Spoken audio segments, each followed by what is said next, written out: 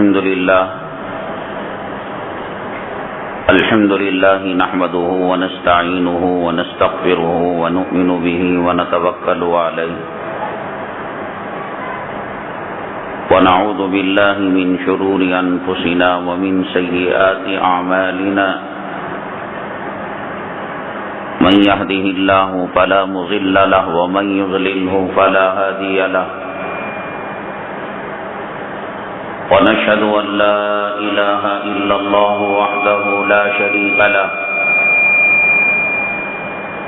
ونشهد أن سيدنا ومولانا محمدا عبده ورسوله صلى الله عليه وعلى آله وأصحابه وبارك وسلم تسليما كثيرا كثيرا أما بعد فأعوذ بالله من الشيطان الرجيم بسم الله الرحمن الرحيم ولا تركنوا إلى الذين ظلموا فتمسكم النار قال النبي صلى الله عليه وسلم من تشبه بقوم فهو منهم أو كما قال النبي عليه الصلاة والسلام رب اشرح لي صدري ويسر لي أمري واحلل عقدة من لساني يفقهوا قولي اللهم صل على سيدنا مولانا محمد في أول كلامنا اللهم صل على سيدنا مولانا محمد في أوسط كلامنا اللهم صل على سيدنا مولانا محمد في آخر كلامنا معزز سامعین کرام، مذہب اسلام چند رسوم اور چند رواج اور دو چار عبادتوں کا نام نہیں ہے کہ آپ اس کام سے نمٹ گئے، اس کام سے فارغ ہو گئے اور ہو گئے مسلمان۔ مذہب اسلام ماں کے پیٹ سے لے کر قبر کے گڑھے تک زندگی کے ہر شعبے میں، زندگی کے ہر موڑ پر، زندگی کے ہر حصے میں اللہ کے بتائے ہوئے اور نبی کریم جناب محمد الرسول اللہ صلی اللہ علیہ وسلم کی سنتوں پر جب تک عمل پیرا نہیں ہوں گے، مسلمان کامل مسلمان نہیں ہو سکتا۔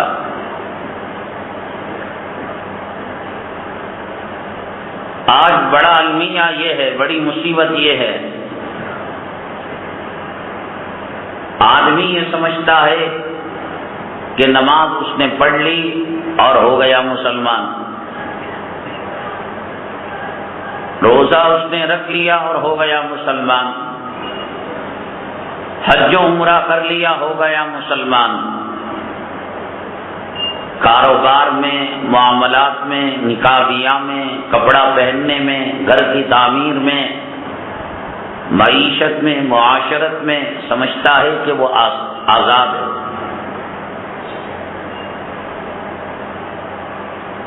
اور یہاں علماء سے پوچھنے کی کوئی ضرورت نہیں، مفتیان کرام سے فتویٰ لینے کی کوئی ضرورت نہیں، اس کی طبیعت میں جیسے آئے وہ مکان تعمیر کرے، اس کی مرضی میں جیسے آئے وہ کپڑا پہنے، اس کے گھر والے جیسے کہیں وہ شادی بیاہ کرے۔ ہاں نماز پڑھ لیا مسلمان ہو گیا، ٹوپی پہن لیا مسلمان ہو گیا، رمضان المبارک میں سحری اور افطاری کے رسم کو پورا کر لیا اور وہ مسلمان ہو گیا۔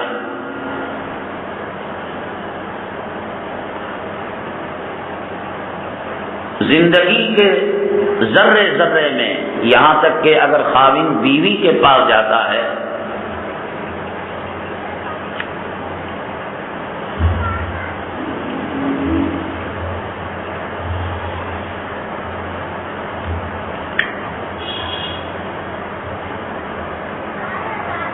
دسترخوان میں بیٹھ کر وہ کھانا کھاتا ہے، استنجا کرتا ہے، ڈھیلا لیتا ہے، پانی لیتا ہے، تب بھی وہ شریعت کا محتاج ہے۔ شریعت ایک تہذیب کا نام ہے، ایک کلچر کا نام ہے، اور زندگی کے ایک طریقہ کار کا نام ہے۔ مسلمان کہیں کبھی کسی وقت اس سے آزاد ہو ہی نہیں سکتا۔ اسی لیے مسلمانوں کی ایک اپنی پہچان ہے، اپنا کلچر ہے، اپنی تہذیب ہے، اپنی شناخت ہے۔ شریعت مطہرہ یہ چاہتی ہے کہ مسلمان اس شناخت کے ساتھ، اپنی اس پہچان کے ساتھ وہ زندگی گزارے، وہ غیروں کے طور طریقوں کو اپنائے نہیں اور للچائی ہوئی نگاہ سے دیکھے بھی نہیں۔ اسی لیے آپ جانتے ہیں کہ عاشورے کا روزہ 2 رکھنے کا حکم دیا گیا، 9، 10 یا 10، 11۔ روزہ رکھنا عبادت ہے،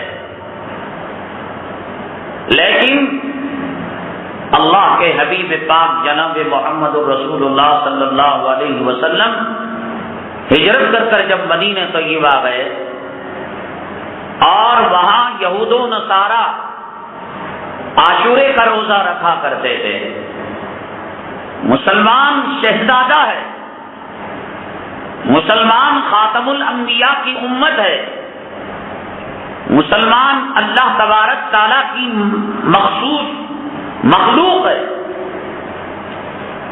کافر بھی انسان ہے، مشرک بھی انسان ہے، یہودی بھی انسان ہے، عیسائی بھی، لیکن مسلمان اللہ کا لاڈلا ہے، خیر امت ہے، امت وسط ہے۔ شہزادوں میں، بادشاہ کے بیٹوں میں اور بھکاریوں میں فرق ہوتا ہے۔ شہزادہ قیمتی لباس، موتیوں کا ہار، اس کی چال چلن، اس کی سواری الگ ہوتی ہے، اور بھکاری کی سواری الگ ہوتی ہے، اس کے کپڑے الگ ہوتے ہیں۔ اسکولوں میں آپ نے دیکھا ہوگا کہ جو بچے رائل فیملی کے ہوتے ہیں، امیر ہوتے ہیں، مالدار ہوتے ہیں، وہ غریب بچوں سے ملتے ہیں۔ جھوپڑ پٹی میں رہنے والے بچوں سے وہ ان کے ساتھ کھیلتے نہیں، ٹفن ساتھ نہیں کرتے، اس لیے کہ وہ یہ سمجھتے ہیں ہماری بے عزتی ہے۔ امیر گھرانے کے، مالدار گھرانے کے، دنیا کے چند ٹکے اور چند روپے اور پیسوں کے خاطر بچوں کے اندر یہ تمیز آ رہی ہے۔ شرم رکھنے والی قوم، حیا رکھنے والی قوم، اللہ کا قرآن رکھنے والی قوم، خاتم الانبیاء جناب محمد رسول اللہ صلی اللہ علیہ وسلم کو ماننے والی قوم، قرآن کی حامل قوم، حدیث کی حامل قوم، سنتوں کی حامل قوم، کعبے کی پاسبان قوم، زمزم ان کے پاس، صفا ان کے پاس، مروہ ان کے پاس، حجر اسود ان کے پاس خنزیر سور ہے، ان کے پاس شراب ہے، ان کے پاس بے پردگی ہے، ان کے پاس زنا ہے، ان کے پاس بے حیائی ہے۔ ہم کہتے ہیں کہ پڑوس کو کھلائے بغیر کامل مومن نہیں، وہ کہتے ہیں کہ کتے کو ساتھ بٹھائے بغیر ہمارا کلچر پورا نہیں۔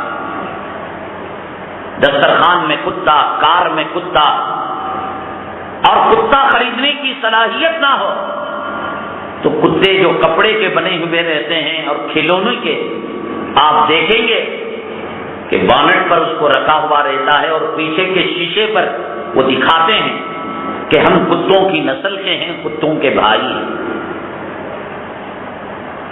اللہ کے قرآن کی حامل قوم خیر امت، کعبے کی پاسبان قوم، روضہ مطہرہ کو رکھنے والی قوم، جنت البقیع کو رکھنے والی قوم، جنت المالا کو رکھنے والی قوم، کس کا ہے ریاض الجنہ؟ مسلمانوں کا۔ کیا ہے ان کے پاس؟ کیا چیز ہے؟ چند ٹکے آ گئے کمرشل کمپلیکس میں، بی ڈی اے کمپلیکس میں، باپ نے گھر خرید لیا، بیٹے میں ناز پیدا ہو جاتا ہے، وہ کھیلتا نہیں اس کے ساتھ، ٹفن نہیں کرتا، ہے تیرا باپ غریب ہے۔ تم لوگ نچلی سوسائٹی کے، نچلی ذات کے لوگ ہو، تو ہمیں کتنی شان ہونی چاہیے۔ اس لیے مذہب اسلام ہم کو شہزادہ بنایا ہے، کہا کہ ان کی طرف للچائی ہوئی نگاہ سے مت دیکھو، تمہاری شان اور ہے۔ انگریز کے پاس کعبہ ہے، انگریز کے پاس روضہ مطہرہ ہے، انگریز کے پاس صفا مروہ ہے، یورپ اور امریکہ اور برطانیہ کے اندر ریاض الجنہ ہے۔ میں تو کہتا ہوں سائنس اور ٹیکنالوجی، ہائی ٹیک ہتھیار، ناسا چاند اور ستاروں پر کمن انہوں نے ڈال دی۔ یہاں سے راکٹ چاند کے اندر جاتا ہے، زمین پر بیٹھ کر راکٹ کا علاج کرتے ہیں، اس کی مرمت کرتے ہیں، اس کا پرزہ ٹھیک کرتے ہیں۔ لیکن جدہ سے جب حرم مکی کی طرف جا رہے ہوں گے، جن حضرات نے حج بیت اللہ کیا، عمرہ کیا، کلام پاک کی رحل کی طرح ایک گیٹ ہے، وہ امریکہ کے وائٹ ہاؤس کا مالک ہو، وہ اقوام متحدہ کا صدر ہو، وہ رشیا کا پریزیڈنٹ ہو، ویسے ہی کرو، وہ برطانیہ میں 10 سال سے بغیر الیکشن کے پریزیڈنٹ سلیکٹ ہو کر آیا ہو، وہاں اس کو راستہ دکھایا جائے گا، non Muslim not allowed, exit راستہ ہے، یہاں سے آپ تشریف لے جائیں، آپ کا قدم گندا ہے، انما المشرکون نجس فلا یقربوا المسجد الحرام بعد عامهم هذا، تو ہوگا اقوام متحدہ کا صدر ہوگا، تو ورلڈ بینک کا مینیجر ہوگا، تو اوباما ہوگا، اوباما کا باپ ہوگا، سسر ہوگا، اللہ کے حرم میں تیرے قدم نہیں آ سکتے۔ اس مسجد کے باہر جمعہ میں جو بھیک مانگتا ہے، اللہ کے نام پر روٹی دے دو بابا، اللہ کے نام پر چارہ نے دے دو، آٹا نے دے دو، 1 روپیہ دے دو، یہ جائے گا، اس کو بلا لیا جائے گا، اس لیے کہ تیرے پاس محمد صلی اللہ علیہ وسلم کی غلامی کا میڈل ہے۔ اسی لیے سیدنا عمر بن الخطاب رضی اللہ تعالیٰ عنہ جب توریت کا مطالعہ کر رہے تھے، اسلام اپنی الگ پہچان چاہتا ہے، اپنا الگ کلچر چاہتا ہے، پولیس کا الگ یونیفارم ہوتا نہیں ہوتا، آپ پولیس کے یونیفارم میں جائیں، ڈپارٹمنٹ میں نہ ہو، آپ کو سلاخوں کی کھمبیاں گننی پڑیں گی،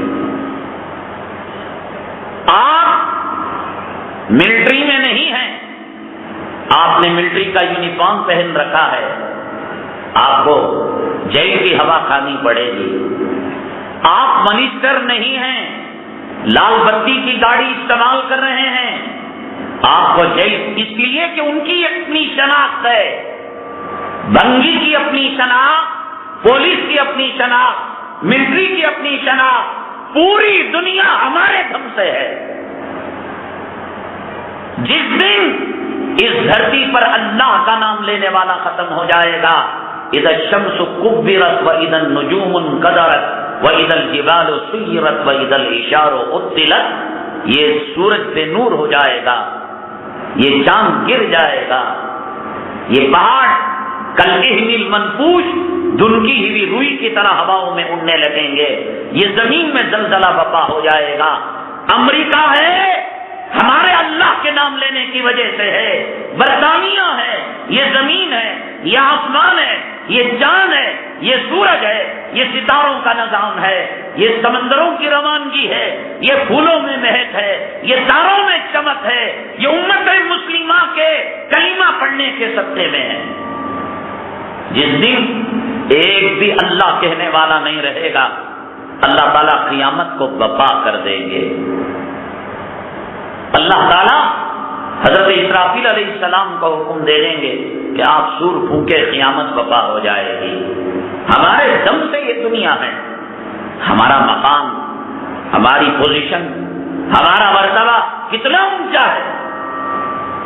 کوئی شہزادہ بادشاہ کا بیٹا بھنگیوں کا کٹورا پکڑے، بادشاہ پسند کرے گا اس کو؟ کوئی شہنشاہ کی ملکہ، اس کی بیوی بھنگن عورت جو جھاڑو دیتی ہے، گٹر صاف کرتی ہے، نالیاں صاف کرتی ہے، اس کے کپڑے پہنے، بادشاہ پسند۔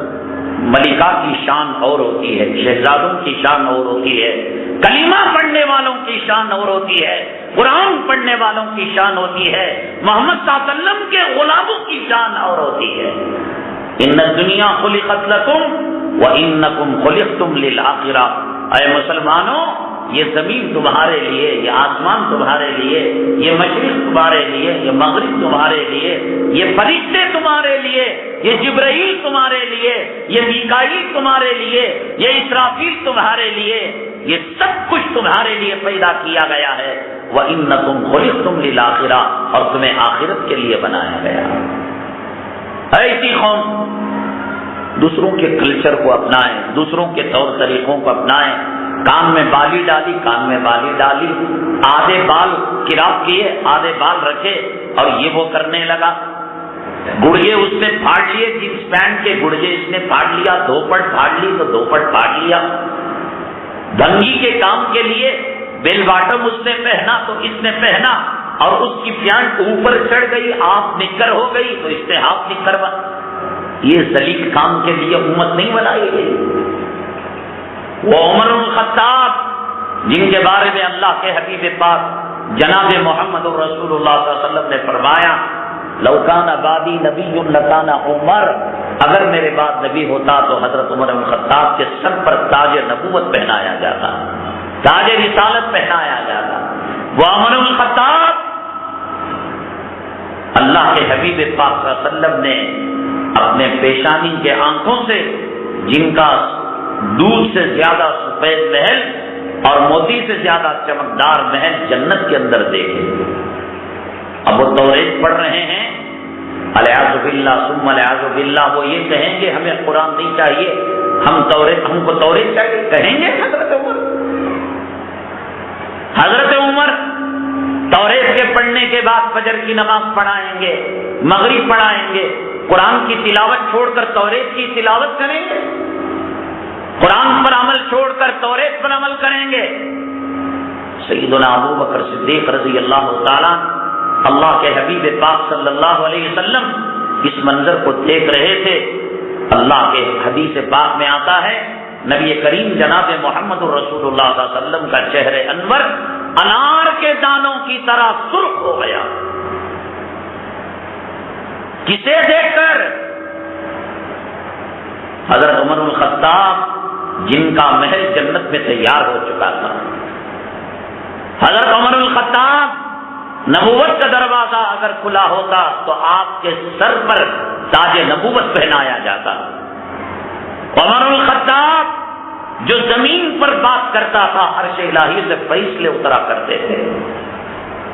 عمر بن الخطاب رو رو رو رو کر اس کے رخسار پر پانی کے قطروں کے نشانات، آنسو کے قطروں کے نشانات بیٹھ چکے تھے۔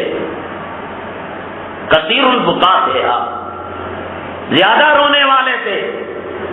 وہ عمر بن الخطاب جس نے کائنات کے اندر بڑی عجیب و غریب دعا کی اور اللہ تعالیٰ نے اس دعا کو قبول کر لیا اور کہا، اے اللہ میری موت مدینہ طیبہ میں ہو، شہادت ہو۔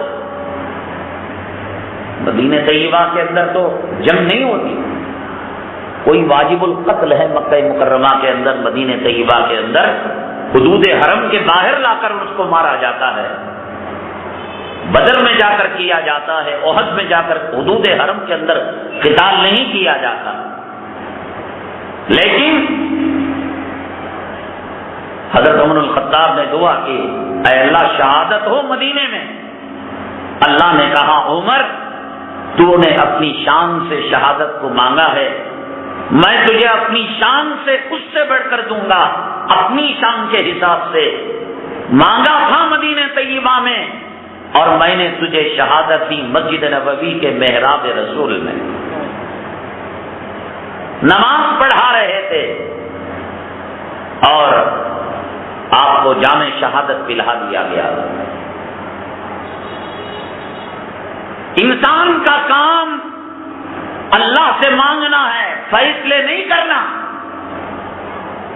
حضرت ابراہیم علیہ السلام مانگا تھا لڑکا، اور بیوی حاجرہ عمر کے اس مرحلے میں پہنچ چکی تھی کہ بچہ نہیں دے سکتی. ان کی طبیعت جو مہینے میں خراب ہوتی ہے، وہ خراب ہونا جب بند ہو جاتی ہے عورت کی طبیعت تو وہ زچگی کے لائق نہیں رہتی، حمل ٹھہرنے کے لائق. مانگنا ہمارا کام ہے، ناممکن کو ممکن کرنا اللہ کا کام ہے.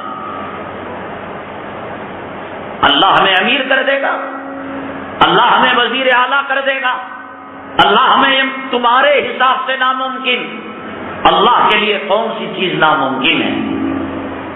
قرآن شریف میں آتا ہے فرشتوں نے جب بشارت دی فَسَكَّتْ وَجْهَهَا وَقَالَتْ عَجُوزٌ عَقِيمٌ، چہرے کو مار لیا، کہا کہ ایک تو بوڑھی، یعنی اگر بچہ دینے والی عورت بھی اس عمر میں چلی جاتی ہے تو بچہ نہیں دیتی. عقیم، اور شروع ہی سے بانجھ، میرے اندر بچہ پیدا کرنے کی صلاحیت نہیں. فرشتوں نے کہا کہ قالوا كذلك، ایسا ہوگا، کیوں؟ قال ربک، اس لیے کہ پروردگار کا حکم ہے، آرڈر ہے، فیصلہ. پروردگار کے آرڈر اور فیصلے کے سامنے کسی کا نہیں چلتا. وہ رات میں سورج کو لوٹانا چاہے لوٹا سکتا ہے، مرضی اس کی ہے. کہتے ہیں لوگ ہم کو گناہ سے بچنے نہیں ہوتا، حرام کے بغیر، سود کے بغیر، بیان کے بغیر، داڑھی منڈائے بغیر ہماری زندگی نہیں ہو سکتی. زلیخا نے حضرت یوسف علیہ السلام کو 7 دروازوں کے بعد 8ویں دروازے کے اندر کمرے میں بند کر لیا اور برائی کی دعوت دی. وقالت حیث لک، کہا کہ تشریف لائیے، میری خواہش کو پوری کیجیے. قال معاذ اللہ انہ ربی احسن مثوائی. زلیخا کیا کہہ رہی ہے؟ ملک مصر کے بادشاہ کا احسان تو مجھ پر بھی ہے، میں نمک حلال ہوں، نمک حرام نہیں ہو سکتا. تجھ پر بھی ہے، کیا کر رہی ہے؟ بھوت سوار تھا، غلطی پر آمدہ تھی، تو کیا کہتے ہیں؟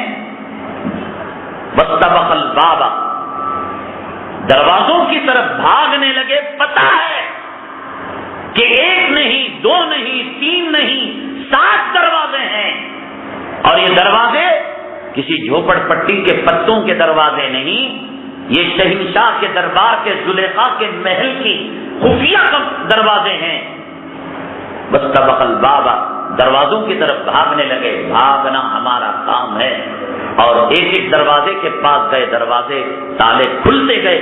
اللہ تعالیٰ نے حضرت یوسف علیہ السلام کو بچا لیا. بہرحال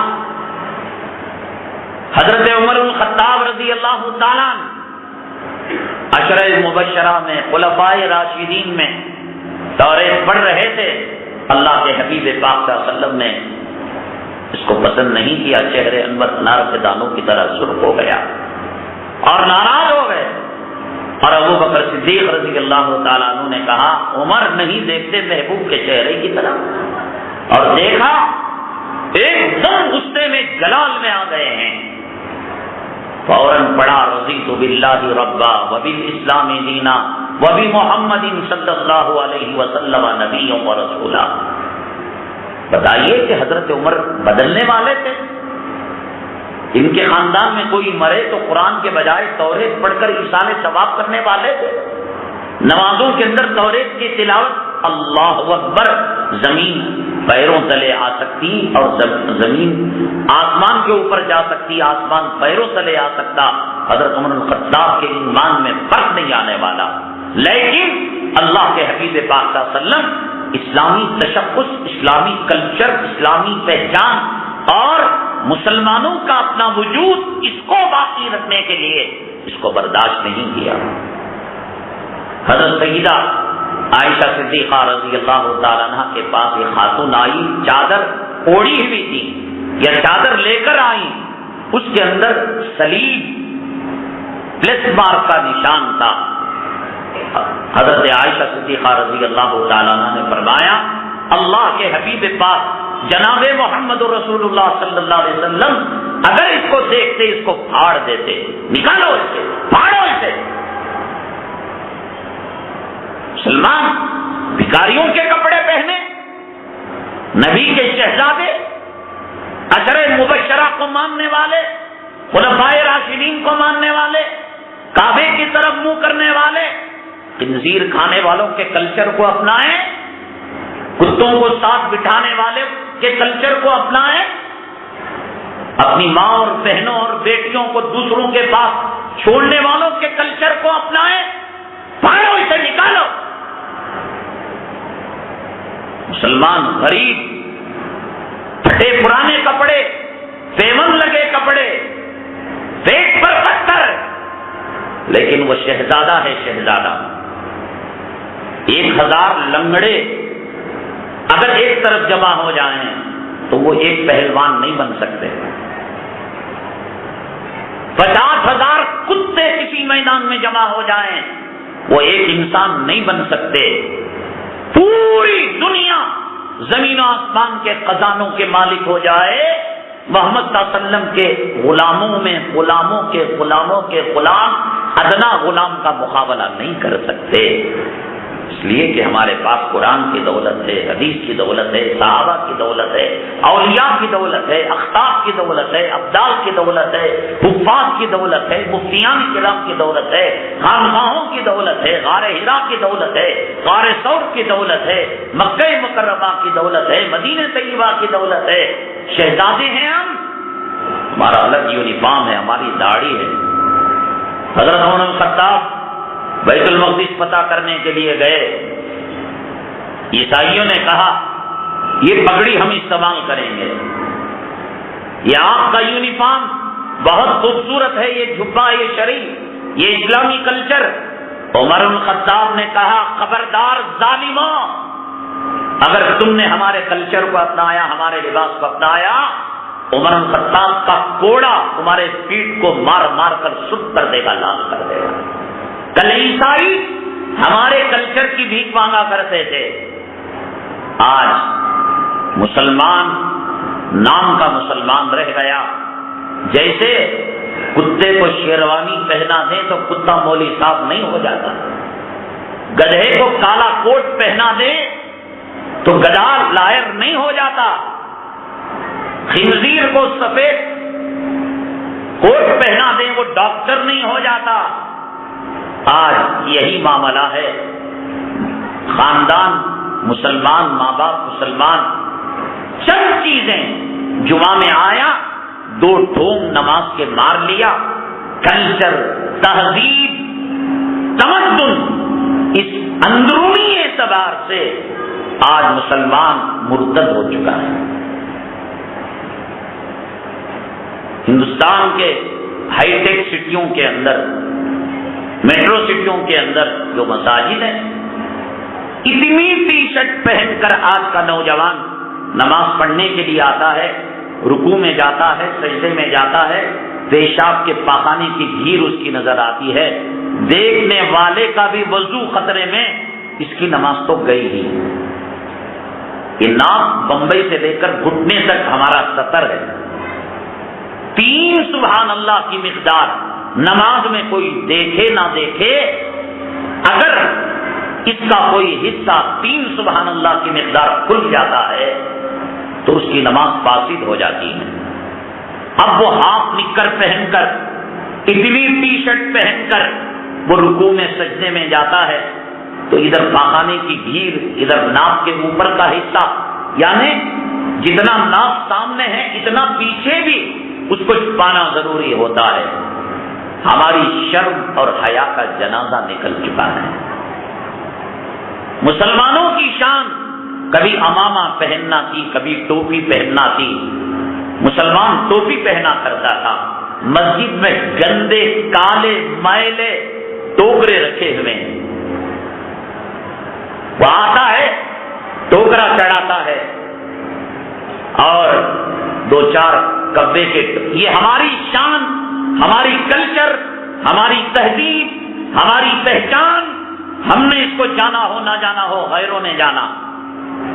آئی ڈی کارڈ بناتے وقت اب کہتے ہیں کہ ٹوپی کو نکالو، آئی ڈی کارڈ بناتے وقت اب کہتے ہیں عورتوں کو سر سے دوپٹے کو ہٹاؤ، اب کہتے ہیں کہ راشن کارڈ جو بنے گا وہ گھر کی عورت کے نام پر بنے گا تاکہ عورت تصویر کے اندر آئے، عورت سر سے دوپٹہ ہٹائے۔ ان کو معلوم کہ مسلمانوں کی پہچان شرم، حیا، پردہ، عورت کا دوپٹہ اور مرد کی ٹوپی ہے، اور یہ ٹوکرے پہن کر نماز پہن لیا تو پہن لیا، ورنہ دبئی میں کار دھونے کے لیے گیا، گٹر صاف کرنے کے لیے گیا، نہیں میں دبئی کو جا کر آیا، سعودی کو جا کر آیا، وہاں نماز ہو رہی ہے بغیر ٹوپی کے۔ ایمان بڑھانے گیا تھا حرمین کو یا اپنی تہذیب اور کلچر کا جنازہ نکالنے گیا تھا؟ ٹکنے سے نیچے پیانٹ، حدیث پاک میں آتا ہے قیامت کے دن اللہ رحمت کی نگاہ اٹھا کر اس کی طرف نہیں دیکھیں گے۔ ہماری تہذیب، ہمارا کلچر ڈاکہ پڑ رہا ہے، ہماری شادی بیاہ، رسوم رواج، ہماری بچیاں کون سے کپڑے پسند کر رہی ہیں؟ وہ ناٹک میں دیکھا، وہ فلم میں دیکھا، ہر عورت کا ایک آئیڈیل ہے 70 سال اور 80 سال کی بڑھیا جس کے کفن کا لٹھا بازار میں آ چکا ہے اور جس کی خبر کھل چکی ہے اور جس کے موت کا پروانہ آسمان سے نکل کر پتا زمین پر گرنے والا ہے، وہ بھی 17 سال کی نوجوان لڑکی بننے کی تیاری کر رہی ہے۔ شرم، حیا، کلچر ختم کرنے پر یہود و نصارہ، اسلام، مسلمان دشمن کوشش کر رہے ہیں، اور کرنے سے زیادہ مسلمان اس کو اپنانے کی فکر کر رہا ہے۔ مسلمان کے چہرے کو دیکھ کر، کلچر کو دیکھ کر، دکان کو دیکھ کر، مکان کو دیکھ کر، شادی بیاہ کو دیکھ کر کیا پتہ چلتا ہے یہ محمد صلی اللہ علیہ وسلم کے غلاموں کی شادی ہے؟ ان کو سلام کیا جائے، ان کو نمستے کیا جائے، ان کو گڈ مارننگ کیا جائے، ان کو ست سری اکال کہا جائے، پتہ چلتا ہے۔ حدیث پاک میں کہا گیا اولیاء اللہ اذا روح ذکر اللہ، اللہ کے نیک بندے وہ ہیں جنہیں دیکھ کر اللہ کی یاد تازہ ہو جائے۔ کسی نے چھوٹی سی داڑھی کتے کی طرح اپنے منہ پر رکھ رکھی ہے، کوئی کٹورا رکھ کر کٹنگ کروایا ہوا ہے، باطنی اعتبار سے ایک بہت بڑا طبقہ مرتد ہو چکا ہے، اس کو پتہ نہیں کہ سنت کیا ہے۔ اگر جیسے حضرت موسیٰ علیہ السلام کے سامنے فرعون امتحان لینے کے لیے آگ کو بھی رکھا تھا، موتیوں کو بھی رکھا تھا، اس کو داڑھی والا چہرہ اور داڑھی منڈا چہرہ رکھا جائے، داڑھی منڈے چہرے کو اپناتا ہے۔ کتنے عمر رسیدہ نانا دادا بیوی کے لائق نہیں، بیوی گدی کی لات مار کر اس کو ٹکرا دیا، جی کیوں خامخواہ ہمارے قریب سو کر نواسوں اور پوتروں کے سامنے ہم کو شرمندہ کرتے ہو، وہ بھی داڑھی منڈاتا ہے۔ نوجوان منڈائے بازار کی رنڈیوں کو اپنی طرف متوجہ کرنے کے لیے، بازار کی عورتوں کے پاس جا کر اپنی ارے ظالم تیری گھر کی بڑھیا کے پاس تو اپنی ہوس پوری نہیں کر سکتا، بازار میں کفن کا لٹا آ چکا ہے، جنازہ تیار ہو چکا ہے، اب داڑھی منڈانے کے کیا کیا معنی، اب داڑھی تراشنے کے کیا معنی، اب فیشن کرنے کے کیا معنی، مسواک رکھا جائے اور سور کے بالوں سے بنا ہوا برش رکھا جائے، کس کو اپنائے گا؟ حضرت فاطمہ کے دوپٹے کو رکھا جائے اور برطانیہ امریکہ کی کسی رنڈی کے ہیئر اسٹائل کو رکھا جائے، کس کو اپنائے گا؟ حضرت علی حضرت فاطمہ کے نکاح کے طریقے کو رکھا جائے اور فلمی اسٹائل کے بفے سسٹم کو رکھا جائے، کس کو اپنائے گا؟ اور کیا اپنا رہا ہے آج کا مسلمان؟ ہولی کھیل یہ رہا ہے، بسنت پتنگ بازی یہ بنا رہا ہے، اور کتنے اپنے مالکوں کو خوش کرنے کے لیے گنیش کی مورتی اپنے کارخانوں کے اندر رکھے ہوئے ہیں، شرک کر رہے ہیں۔ کون سا جرم ہے جو آج کا مسلمان نہیں کر رہا ہے؟ اور ایک طرف موجودہ حکومت مسلمانوں کے تشخص کو ختم کرنا چاہتی ہے، وہ کہتی ہے کہ ہندوستان میں رہنا ہے تو وندے ماترم کہو ورنہ تمہارے ملک کو تم جاؤ، ہندوستان میں رہنا ہو ہماری اماں جان جو گائے ہے اس کا احترام کرو ورنہ پڑوس ملک جاؤ گائے کا نام، بیف کباب کھانا ہو پڑوس ملک کے اندر جاؤ، ہندوستان کے اندر رہنا ہو رام زادے بن کر رہو، رام رام، اور اس کو نہیں مانو گے ہاں لگا دو حرام زادے بن کر رہنا، ہو رہا نہیں ہو رہا۔ ہندوستان کے اندر رہنا ہے سول کوڈ کو مانو، انہوں نے بعد میں کہا ہندوستان کی جو موجودہ حکومت ہے اب نہ آئی جو پٹافٹ سرسوتی کی پوجا کو، یوگا کو، سول کوڈ کو، کامن سول کوڈ کو گائے کے ذبیحہ کے ممنوع قرار اب نہ ہو رہا ہے، اس سے پہلے ہی مسلمان یہ سارے بیڑے یہ سارے کلاسز پاس کر چکا تھا۔ کون سی حکومت تھی جو اس کو داڑھی منڈانے پر مجبور کر رہی تھی؟ کون سی حکومت تھی؟ کاندھلا مظفر نگر، ابھی میں پچھلے ہفتے ان علاقوں کے سفر سے ہو کر آیا ہوں، اب تک اللہ کی قسم وہاں مظفر نگر کے فساد کے نشانات ختم نہیں ہوئے ہیں، آنکھوں کے آنسو نہیں تھمے ہیں، بیواؤں کی سسکیاں، یتیم کا تڑپنا ختم نہیں ہوا ہے۔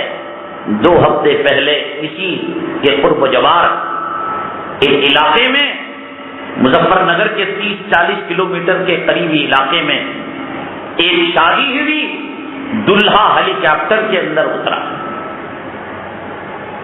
جس قوم کو ریلیف کی ضرورت تھی، بھیک کی ضرورت، صدقات اور خیرات کی، اسی قوم کا ایک آدمی شادی کرتا ہے تو داماد کو ہیلی کاپٹر سے بلاتا ہے۔ یہ ہے مسلمانوں کی حالت، کس حکومت نے اس کو مجبور کیا تھا؟ ہر تیسرے گھر کے اندر چٹ فنڈ چلایا جا رہا ہے، نہیں چلا جا رہا، سود کا لینے والا، دینے والا، گواہ بننے والا، مدد کرنے والا اور وٹنس بننے والا، تمام کے تمام جہنم میں جائیں گے۔ اللہ سے اعلان جنگ ہے سود کا اعلان کرنے والا۔ اور مسلمان کو کس حکومت نے مجبور کیا تھا؟ عورت غریب ہے تو 5000 کا چٹ فنڈ چلا رہی ہے، تاجر ہے 50,000 کا، ذرا مالدار ہے 2 لاکھ کا۔ یہاں مکہ مسجد بنشنگری کے علاقے سے 10 کلومیٹر کے دائرے کے اندر ایک مسجد ہے، مسجد کا ذمہ دار چٹ فنڈ چلاتا ہے، سود کا کاروبار کرتا ہے، اللہ کی قسم میں کہہ رہا ہوں۔ اور جب اس سے کہا جاتا ہے حاجی صاحب، مسجد کے ذمہ دار متولی صاحب، یہ مجبور کا پیسہ کیوں کھا رہے ہو؟ تو کہتا ہے نہیں، مسجد کی ذمہ داری نبھانے کے لیے، کرنٹ کی بل بننے، امام کی تنخواہ دینے، مؤذن کی تنخواہ دینے۔ یہ شہر بنگلور کی حالت ہے، جس مسجد کے امام کا پیٹ سود کے پیسوں سے بھرا جا رہا ہو، اس قوم کی نماز اللہ کے عرش تک جانا تو دور کی بات، ایک بالی کے اوپر نہیں جا سکتی۔ کیا ہے ہمارا کلچر، ہماری تہذیب، ہمارا تمدن؟ ہم نے خود اپنے تمدن کا جنازہ نکال چکے ہیں۔ حکومت تو بات اعلان کر رہی ہے کہ گائے کا گوشت مت کھاؤ، یوگا کرو، وندے ماترم پڑھو، اس سے پہلے گندے گندے چولی کے گانے، لنگے کے گانے، شیلا کے گانے، امر تنجن کے گانے نوجوانوں کے موبائل میں ہے نہیں ہے۔ وہ کس حکومت نے ان کو کہا تھا؟ کون ان کو فنڈ فراہم کیا تھا؟ میرے علم کے مطابق 70 روپے دینے پڑتے ہیں، تب گندا گانا ہمارے موبائل کے اندر ڈالا جاتا ہے بطور رنگ ٹون کے۔ یہاں مغرب کے اندر، عشاء کے اندر امام صاحب قرات کرتے ہیں وَإِذَا قُرِئَ الْقُرْآنُ فَاسْتَمِعُوا لَهُ وَأَنصِتُوا، قرآن پڑھا جائے غور سے سنو، خاموش رہو۔ یہاں نوجوان کے کال آتا ہے اور اس کے اندر رنگ ٹون، شیلا کا گانا، لنگے کا گانا، چولی کا گانا، زنا کا گانا، کتے اور سور کا گانا۔ کس حکومت نے تجھے مجبور کیا تھا مرتد ہونے کے لیے؟ کبے کا ٹھونگ عبداللہ ابن سبا بھی مارا کرتا تھا، ابی ابن سلول منافقوں کی پارٹی بھی مارا کرتی تھی، لیکن قرآن نے کہا تیرا سجدہ بھی قبول نہیں، تیرا روزہ بھی قبول نہیں، تیری صف اول کی حاضری بھی قبول نہیں، تیری نماز بھی قبول نہیں۔ ان المنافقین فی الدرک الاسفل من النار، منافق جہنم کے سب سے نچلے طبقے میں رہے گا۔ پڑھتا نہیں تھا عبداللہ ابن نماز، پڑھ رہے مسلمان نماز؟ یہ جو آفیشل مسلمان کہتے ہیں وہ ایک نمبر کا منافق، یہودی نطفے، انگریزی نطفے سے پیدا ہوا مسلمان۔ برتھ ڈے وہ منائے گا، اینیورسری وہ منائے گا، نیو ایئر نائٹ وہ ایک آفیشل مسلمان۔ اس کے باپ کو وہ پیدا ہو گیا ہو تو یہاں لے کر آئیں جمعہ میں، الٹیاں کرے گا۔ جیسے ایک پاکیزہ آدمی گٹر کے قریب جاتا ہے تو بدبو سے الٹیاں ہونے لگتی ہیں، ایسے خطبے۔ لوگوں، ہم محمد صلی اللہ علیہ وسلم کے غلام ہیں، اللہ ہمیں جنت میں بھیجے گا، ہم کلمہ پڑھ کر مریں گے، قبر میں اللہ جنت کی کھڑکی سود لے کر ماں کا بلاکار کر تب بھی تجھے جنت ملے گی۔ ہگلی کے مولانا صاحب پڑوس میں بغل میں آئے تھے، شریعت میں سخت الفاظ ہی نہیں ہے، آپ سخت الفاظ استعمال کرتے ہیں۔ میں نے کہا ٹھیک ہے، آپ نرم کریں گے نا، وعدہ کرو میرے ہاتھ پر، نرم بات کرنا۔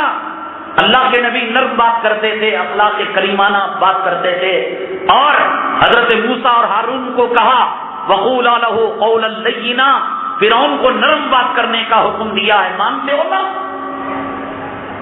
اب ذرا آج نہیں مانو، میں نے وعدہ لیا، اچھا آپ کی بیٹی کو بلاؤ، میں آنکھ مارتا ہوں، میں لائن مارتا ہوں، نرم بات کرنا۔ بولی صاحب کیا بات کر رہے ہو؟ رنگ چہرے کا وقت پڑ گیا، سرخ ہو گیا، آنکھ میرے ظالم۔ محمد صلی اللہ علیہ وسلم کی عصمت، محمد صلی اللہ علیہ وسلم کی آبرو، محمد صلی اللہ علیہ وسلم کے دین پر تیرے جیسی ہزار کروڑوں بیٹیاں آپ کے پیشاب کے قطرے پر قربان ہیں۔ تجھے بیٹی کی عصمت پر آنکھ مارنے پر غصہ آ رہا ہے، اور محمد صلی اللہ علیہ وسلم کے دین کے قتل ہونے پر تیرے چہرے پر بل نہیں آ رہا ہے۔ اس کا مطلب یہ کہ تیرا ایمان نہیں بنا۔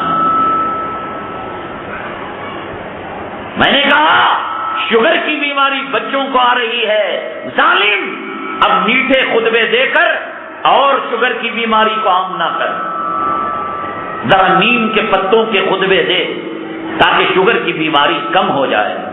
عام ہے، بچہ، مرد، عورت، جوان، پہلے 40 کے بعد آتی تھی، 25 والے کو پوچھو، اب میزبان پوچھتے ہیں شوگر لیس چاہیے چائے یا میڈیم شکر والی چاہیے، یہ زیادہ باقاعدہ فرض نماز کے وضو کی طرح پوچھتے ہیں۔ میں نے کہا کہ شوگر عام ہو چکی ہے، ممبر و محراب پہ شوگر کی بیماری کو عام مت کیجیے۔ میں نے کہا ایک مدہوش شراب پیا ہوا ریل کی پٹری پر سو گیا ہے. ٹرین نے آواز دے دی, انجن نے آواز دے دی, ہارن دے دیا, وہ اس کے سونے پر بریک تو نہیں لگا سکتا. اب تو جا کر نرم تقریر کرنا. نحمدہ ونصلی علی رسولہ الکریم. بھائیوں, بزرگوں, دوستوں, ٹرین کی پٹری پر سونا حرام ہے. ٹرین اور رہی ہے, اس لیے برائے مہربانی آپ تشریف, تو بھی جائے گا وہ بھی جائے گا. میں نے کہا احسان یہ ہے, میں نے غلط لفظ استعمال کیا. پاخانے کی جگہ لات مار کر اس کو اڑا دے. اس کے ماں باپ تیرے قدم پڑھ پڑھ کر تیرا شکریہ ادا کریں گے. مولانا میرے بیٹے کی جان بچائی تمہارا شکریہ ہے. امت مرتد ہو چکی ہے, امت جہنم کے کنارے پر جا چکی ہے. امت نبی کے سنت کے بالوں کو پیشاب کی نالی میں ڈالنے کو فیشن سمجھتی ہے. امت فاطمہ زینب رقیہ کو رنڈیوں کے کپڑے پہنا کر فیشن سمجھتی ہے.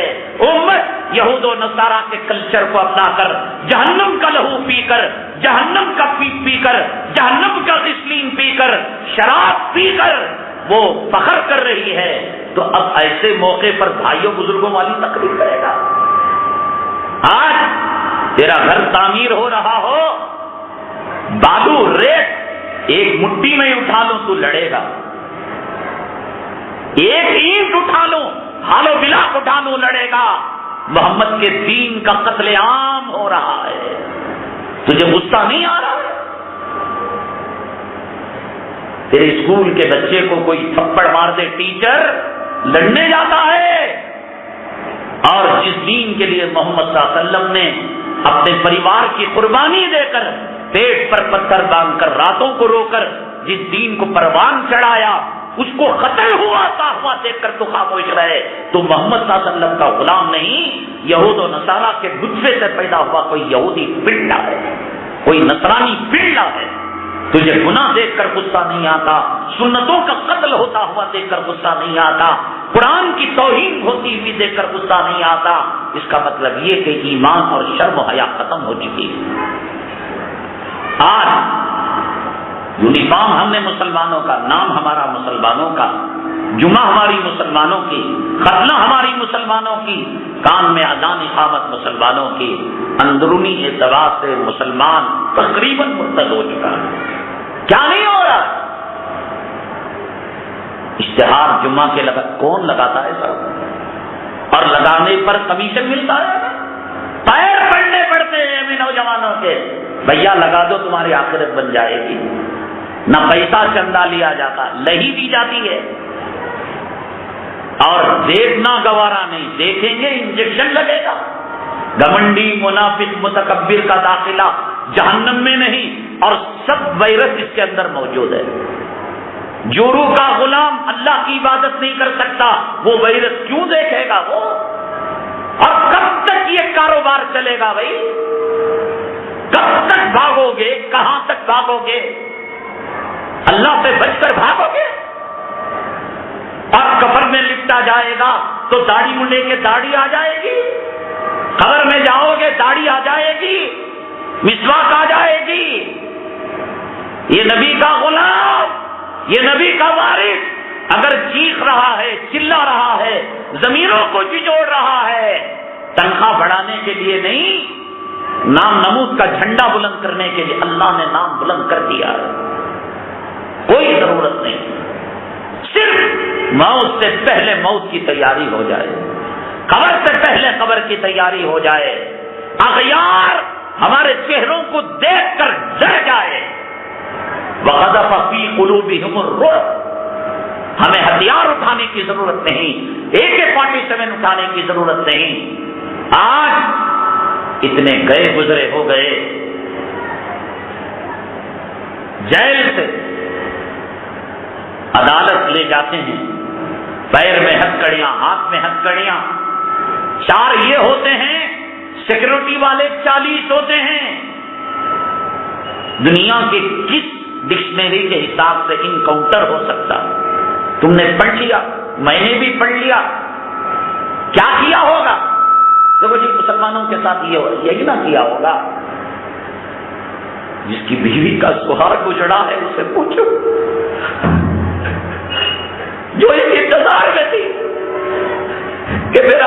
ریا ہو کر آ جائے گا، میرا سہاگ محبت ہو جائے گا۔ جو بچے یتیم اس انتظار میں تھے کہ میرا ابا بے قصور، عدالت اس کو رہا کر دے گی، کل والی عید میں اپنے ابا کی انگلیاں پکڑ کر عیدگاہ کو جاؤں گا۔ مقدمے قریب الختم تھے، عدالت بری کرنے والی تھی، وہ دہشت گرد نہیں تھے، وہ معصوم تھے۔ فائنل اسٹیج پر مقدمہ پہنچ چکا تھا، لیکن دنیا کے ظالموں نے سوچا کہ اگر یہ بری ہو جائیں، چھوٹ جائیں، ہماری خیر نہیں، ہماری عزت ملیا میٹ ہو جائے گی، اور ایک کھیل رچا گیا، ناٹک کو رچا گیا۔ ان کے گھروں میں کیا بیتی ہوگی؟ اسکول آنے والا 4 بجے کا بچہ 4:15 ہو جائے، ماں ٹکٹکی باندھ کر گھڑی کی طرف دیکھتی ہے، دروازے کی طرف دیکھتی ہے، میرا لال کیوں نہیں آیا؟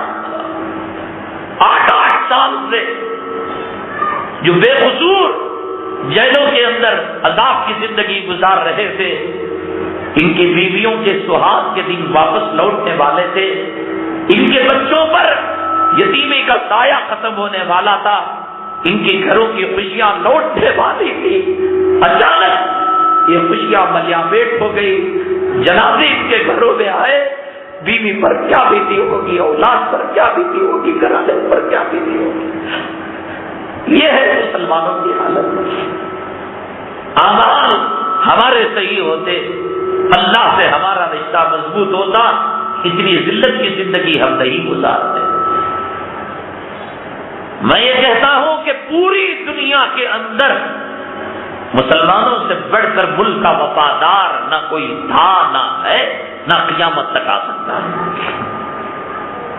اس ملک کے ساتھ ہم نے کوئی غداری نہیں کی جو ہمارے ساتھ یہ صلہ دیا جا رہا ہے، ہم نے پوری وفاداری کی، ہم نے جان دیا، ہم نے مال دی، ہمارے اکابرین کو توپ کے دہانوں میں رکھ کر، بارود رکھ کر، ان کی ماں اور بہنوں، بیوی، بچوں کے سامنے ان کے فرق سے ہواؤں کے اندر اڑائے گئے۔ کالے پانی کو ہم نے آباد کیا، مالٹا کی جیل کو ہم نے آباد کیا، بہادر شاہ ظفر کو بھوکا رکھ کر تبخ کے اندر ان کے بچوں کے سروں کو ناشتے کے طور پر پیش کیا گیا، ان کے گھروں کی بیٹیوں کے خون کو پیالوں کے اندر رکھ کر بطور پانی کے پیش کیا گیا۔ بہادر شاہ ظفر بھی ایک انسان تھا، جب اس نے طبق کے اندر ناشتے کے لیے کپڑا اٹھایا ہوگا، اب اپنے گھر والوں کے سر کو دیکھا ہوگا اور پیالوں کے اندر اولاد کے لہو کو دیکھا ہوگا تو اس پر کیا بیتی ہوگی۔ اس ملک کے ساتھ ہم نے پوری وفاداری کی، اللہ کی غیبی مدد کی۔ حضرت مدنی رحمت اللہ علیہ، حضرت شیخ الہند رحمت اللہ علیہ وانڈا کی جیل میں تھے۔ ایک واقعہ ادھورا رہ گیا تھا پچھلا، وہ ایسی دفعہ نہیں تھی قانون کی کہ ان کو سولی دی جائے اور موت کی سزا دی جائے، اور انگریز کو یقین تھا یہ زندہ بھی دشمن ہے، یہ مردہ بھی دشمن ہے، یہ دھرتی پر رہے گا، انگریز کی دشمنی کرے گا، یہ قبر بھی جائے گا، اس کی قبر بھی ہم سے دشمنی کرے گی، اس لیے اس کو مار دینا چاہیے۔ ایک خطرناک اجدہ حضرت شیخ الاسلام اور حضرت شیخ الہند کے سیل کے اندر، وہ جیل خانے کے اندر ڈال دیا۔ حضرت شیخ الاسلام حسین احمد مدنی نور اللہ مرقدہ اس ملک کے لیے کیا کیا قربانیاں دی ہم نے، اور اس ملک میں ہمیں حرام زادہ کہا جا رہا ہے، اس ملک میں ہمیں ہمارے آبا اجداد کی لاشوں کو قبروں سے نکال کر کریا کرم کرنے کی بات کہی جا رہی ہے، اس ملک میں ہمیں قاضی سے نکاح پڑھانے کے بجائے غیر مسلم جج کے پاس سول نکاح پڑھانے کے لیے کہا، سول میرج کرنے کے لیے کہا جا رہا ہے۔ کیا ہم نے قربانیاں نہیں دی؟ حضرت شیخ الاسلام کو اپنے استاد کی بڑی فکر تھی۔ حضرت شیخ الاسلام رحمت اللہ علیہ نے کہا،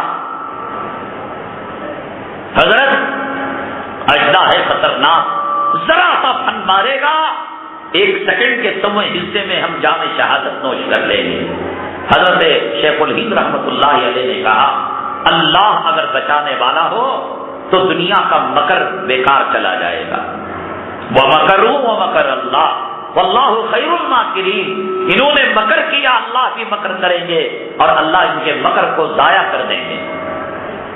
تہجد کا وقت ہوا، حضرت شیخ الہند رحمۃ اللہ علیہ ذکر جہری کرنے لگے اپنے شاگرد رشید، اپنے خادم خاص شیخ الاسلام رحمۃ اللہ علیہ کو.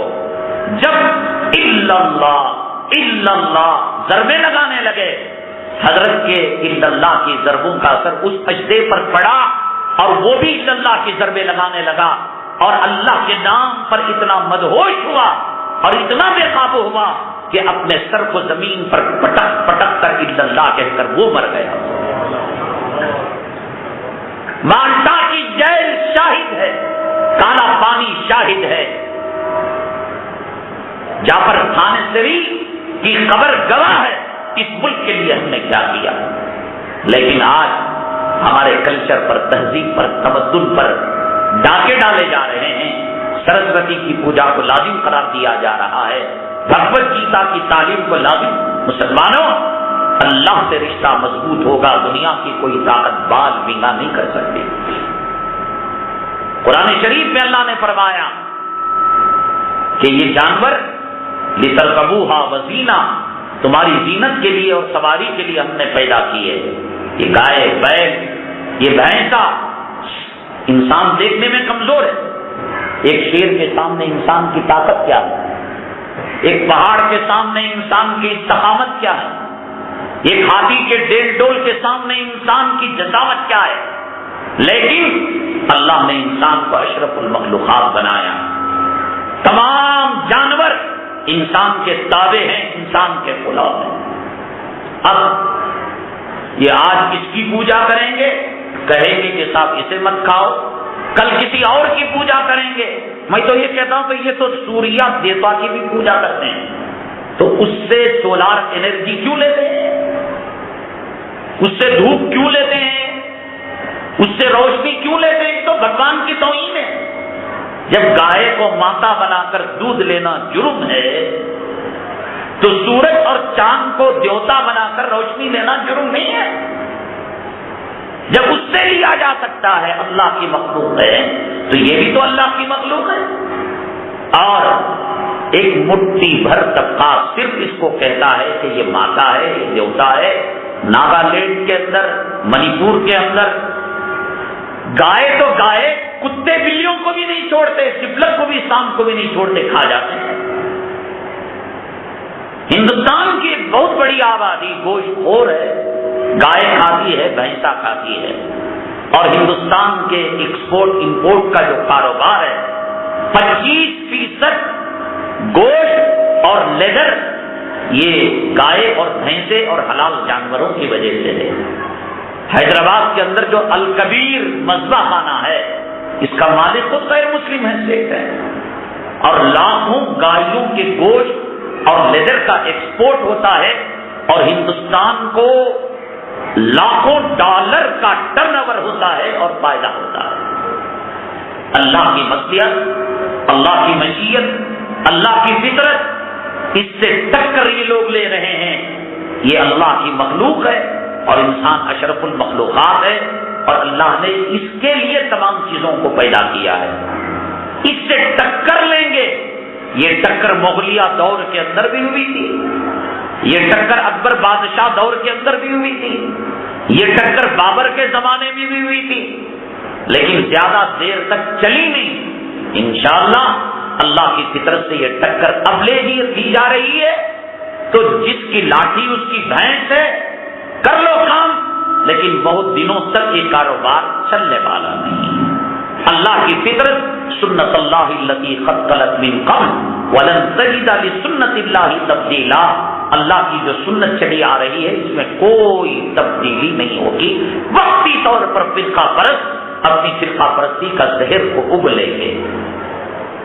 وہ کہہ رہے ہیں کہ مسلمان 2 بچوں سے زیادہ پیدا کرے، راشن کارڈ نہ بنائیں، اور نان مسلم کو کہہ رہے ہیں کہ وہ 10 بچے.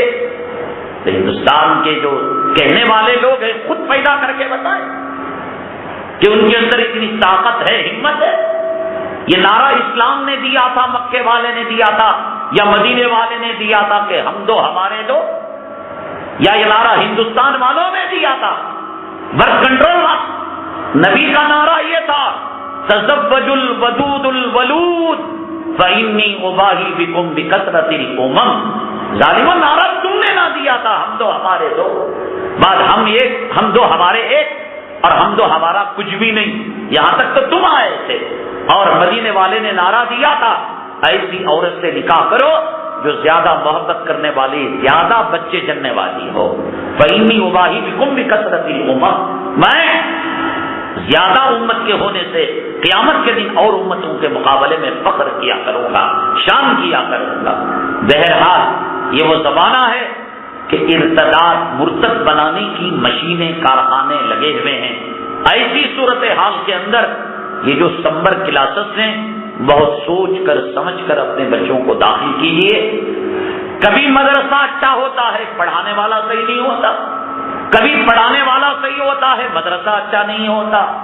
حضرت مولانا پیر ذوالفقار صاحب دامت برکاتہم فرمایا کرتے تھے کہ اگر اللہ کا قرآن کافر پڑھائے تو اس کے کفر کی ظلمت اور تاریکی کا اثر پڑھنے والے پر پڑتا ہے، اگر مسلمان گیتا پڑھائے، اگر مسلمان وید پڑھائے تو پڑھانے والے کی دل کی نورانیت کا اثر پڑھنے والے پر پڑا کرتا ہے۔ تو یہ دیکھ کر اپنے بچوں کو سمر کلاس میں، بھی مدرسہ بڑا نامور ہے، اس مدرسے کے ذمہ دار حضرت مولانا انظر شاہ ہیں، شعیب اللہ صاحب ہیں، فلاں نہ، پڑھانے والا، کبھی مدرسہ اچھا ہوتا ہے، پڑھانے والے کے اخلاق صحیح نہیں ہوتے، بے نمازی ہوتا ہے، داڑھی کٹانے والا ہوتا ہے، ڈیسک کے نیچے موبائل رکھ کر ویڈیو دیکھنے والا ہوتا ہے، تو اب اس کے اثرات برے پڑتے۔ اس لیے ظاہری رنگ و رونق کو دیکھ کر متاثر مت ہوئیے، پوری طریقے سے جانچیے۔ یہ ہمارے دیوبندی تبلیغی مکتب فکر کا ادارہ ہے، اور بعض لالچ دیتے ہیں کہ ہم سمر کلاس کے ساتھ سوئمنگ سکھائیں گے، کرکٹ بھی سکھائیں گے اور کمپیوٹر بھی سکھائیں، اور وہ باطل عقائد والے ہوتے ہیں۔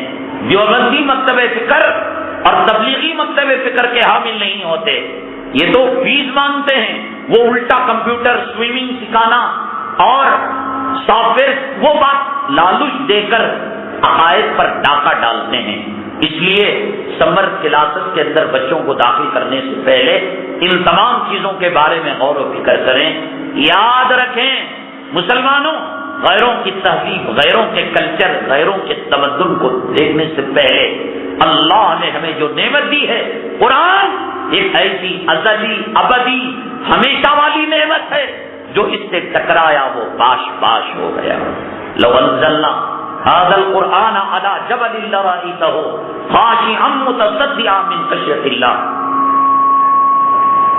ہم اس قرآن پاک کو کسی پہاڑ پر نازل کرتے تو کلام پاک کی عظمت سے پہاڑ چورا چورا ہو جاتا۔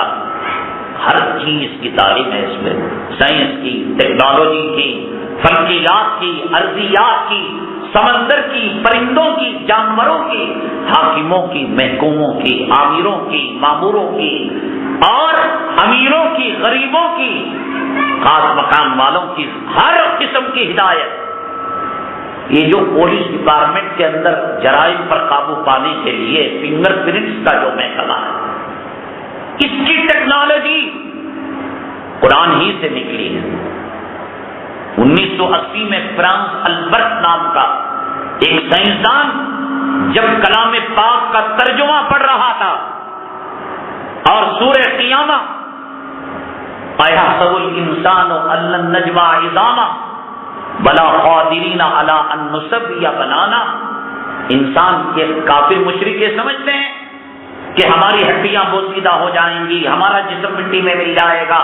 اللہ کہتے اس کو جوڑے گا، پھر اللہ فرماتے ہیں اے کافروں، مشرکوں، ظالموں، تمہارے جسم کو بنانا تو دور کی بات، تمہارے انگلیوں کے جو نشانات ہیں، ان نشانات کو بھی ہم ختم نہیں کریں گے۔ یہ نشانات بھی تمہارے وہی رہیں گے جو پیدائش کے وقت تھے۔ 1980 سے پہلے فنگر پرنٹ ڈپارٹمنٹ نہیں تھا. جب یہ آیت فرانس البرٹ نے پڑھی تو اس کے دماغ کے اندر ایک بات آئی کہ اللہ نے جب یہ بات کہی کہ ہم انگلیوں کے پور اور نشانات کو بھی دوبارہ پیدا کریں گے، تو اس نے جب تحقیق کی تو پتا چلا ایک ماں سے جو اولی جوڑی بچے پیدا ہوتے ہیں، ایک ساتھ 2 لڑکے پیدا ہوتے ہیں، بلکہ اگر کسی ماں کے جسم سے ایسے 2 بچے جن کا دھڑ ایک ہو اور ہاتھ الگ ہو، تب بھی ان کے ہاتھوں کی انگلیوں کے نشانات اللہ الگ الگ بناتے ہیں. سیدنا آدم علی نبینا علیہ الصلوۃ والسلام سے لے کر اب تک اور اسرافیل علیہ السلام کے سور تک جتنے انسان آئے، اللہ نے وہ نقشہ ان کے انگلیوں کے اندر، انگوٹھوں کے اندر رکھا کہ ایک کا نشان دوسرے سے نہیں مل سکتا.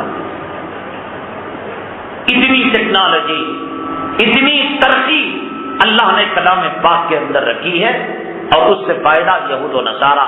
فرانس البرٹ نے 1980 میں اس کو پڑھا، اور پڑھنے کے بعد جب ریسرچ کیا تب پتا چلا کہ یہ بنانا جو انگلیوں کے نشانات ہیں، یہ اس سے مجرم کو پکڑا جا سکتا ہے، اس لیے کہ ہر ایک کے اس کے اندر الگ اپنی شناخت ہوا کرتی ہے.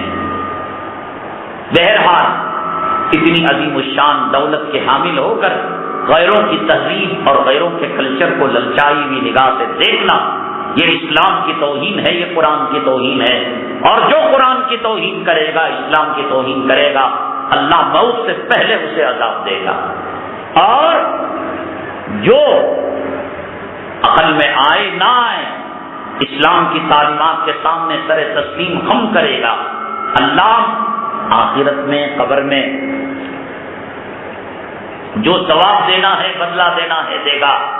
موت سے پہلے نقد اللہ اس کو دنیا میں میڈل دیں گے، عزت سے نوازیں گے. نبی کریم جناب محمد رسول اللہ صلی اللہ علیہ وسلم کے تقریباً کم و بیش 1.25 لاکھ صحابہ تھے. اللہ اکبر. ابو بکر صدیق، عمر بن خطاب، لیکن کسی کا نام اللہ نے کلام پاک میں نہیں لیا.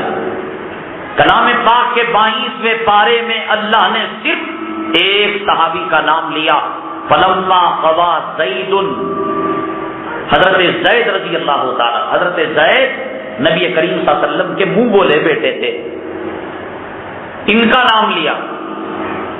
اللہ تبارک تعالی یہ بتانا چاہتے تھے کہ منہ بولا جو بیٹا ہوتا ہے، لپالک جو بیٹا ہوتا ہے، وہ حقیقی بیٹا نہیں ہوتا. اسے ثابت کرنے کے لیے اللہ نے ایک واقعہ دنیا کے اندر وقوع پذیر کرایا کہ حضرت زینب رضی اللہ تعالی عنہا، جو اونچی خاندان کی تھی، مالدار تھی، رائل فیملی تھی، معزز خاندان کی تھی، اور حضرت زید غلام تھے، منہ بولے بیٹے تھے. حکم دیا اللہ کے نبی صلی اللہ علیہ وسلم نے حضرت زینب کو کہ آپ اس منہ بولے بیٹے غلام سے نکاح کریں.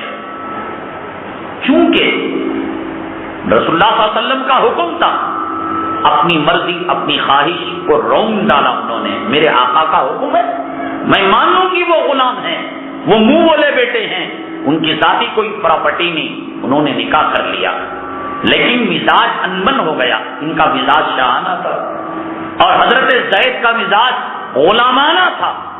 ایک غلام خامن ایک شاہانہ مزاج کی عورت کو کیسے ہینڈل کر سکتا تھا؟ نوبت طلاق کی آ گئی. حضرت زید کو حکم ہوا کہ وہ طلاق دے دیں. حضرت زینب رضی اللہ تعالیٰ عنہ کو انہوں نے طلاق دے دی. اب اللہ یہ بتانا چاہتے تھے کہ منہ بولا بیٹا حقیقی بیٹا نہیں ہوتا، تو اس لیے اللہ نے کہا کہ زینب نے اپنی خواہشات کی قربانی دی. شاہانہ فیملی کی تھی، رائل فیملی کی تھی، عزت دار فیملی کی تھی، مالدار خاتون تھی. محض اللہ کے نبی کے حکم پر ایک غلام سے انہوں نے نکاح کیا، اور وہ نکاح نہیں چل سکا، تو اس کا بدلہ اللہ موت سے پہلے یہ دیا. اللہ نے کہا اب کائنات کے اندر سب سے قیمتی دلہا محمد صلی اللہ علیہ وسلم سے ہم تمہارا نکاح کریں گے.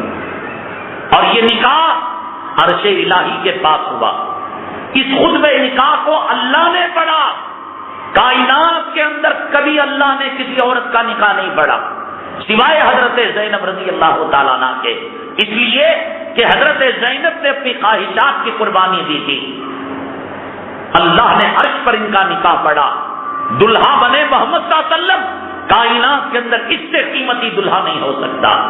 وکیل بنے حضرت جبرائیل علیہ السلام اور گواہ بنے حضرت میکائیل اسرافیل علیہ السلام.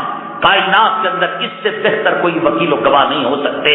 اللہ نے حضرت زینب کی قربانی کو قبول کر کر ایسا قبول کیا. اب اس کے بدلے میں اللہ نے انہیں انعام سے یہ نوازا. کائنات کا بہترین دلہا محمد صلی اللہ علیہ وسلم کی زوجیت میں حضرت زینب کو دے دیا. نکاح اللہ نے پڑھایا اور فرشتے جو پیغمبر کے پاس وہی لایا کرتے تھے حضرت جبرائیل میکائیل اسرافیل کو اللہ نے وکیل و گواہ بنایا.